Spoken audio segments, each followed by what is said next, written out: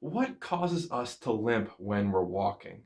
That is the question we're going to ask today during this week's Outgain Your Pain video. If you have chronic pain, walking with a limp is not a foreign action. Since you have pain, you know what it's like to force yourself to walk and do so in a not so normal way. But the real question is, why does this happen?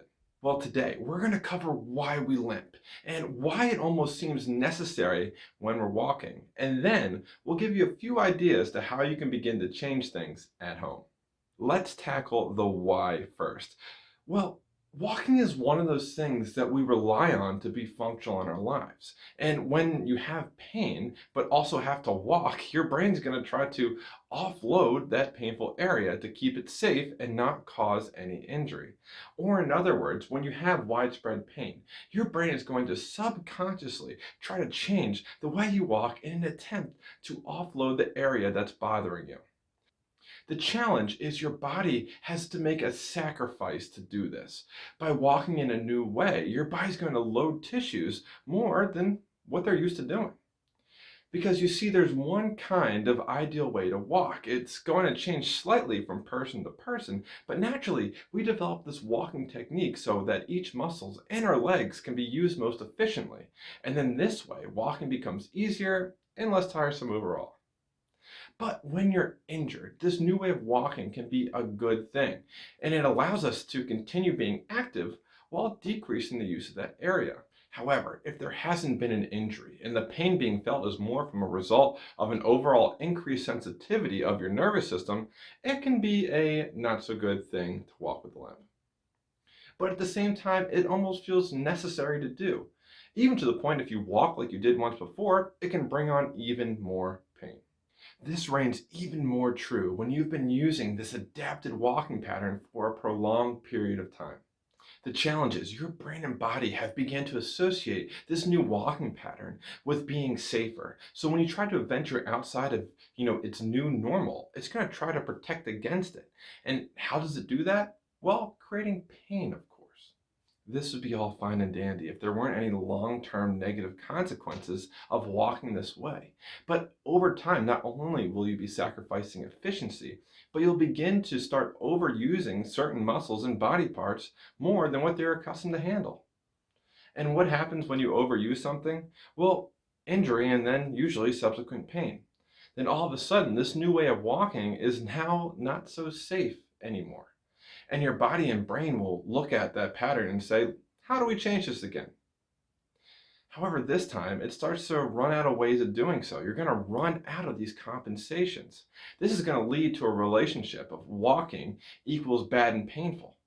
And then every time you walk, you have even more pain. And that's something we'd all like to avoid if we can.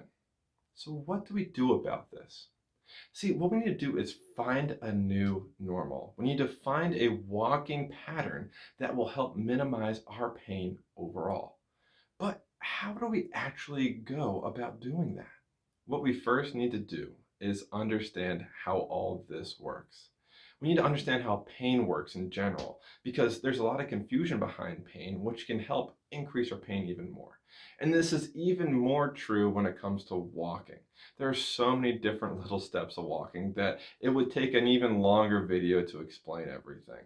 Not only that, there's still trouble in that everybody walks a little differently.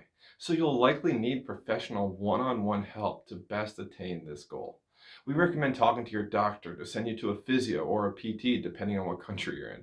And then this way, they can give you specific recommendations about how to walk with both greater efficiency and also less pain. If that's out of the cards, it can also be beneficial to begin paying attention to how your legs move when you walk. Try taking note of these elements the next time you walk. Pay attention to how often your legs are in the air and how often they're on the ground. Are you scuffing your feet when you walk, or are your legs moving pretty smoothly? Pay attention to which way your toes are facing. Are they inward, are they outward, or are they straight ahead? How's your speed? How long are your steps? When exactly do you feel the increased pain when you walk? By asking yourself these questions, it can give you a greater body awareness, which can have a positive impact on your pain. You can also begin to truly understand how you walk and at which points you have pain.